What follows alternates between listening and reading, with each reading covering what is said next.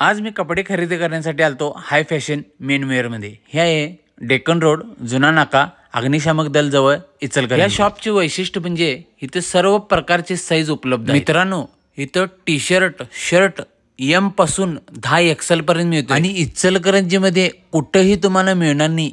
इथं 28 कंबर पासून ते 60 कंबर पर्यंत इथं जीन्स उपलब्ध आहेत आणि या शॉप मध्ये व्हरायटी तर भरपूर बघायला मिळतात। मोठ्या साईज नुसार इथं कपडे पण मिळतात आणि स्वस्त आणि मस्त।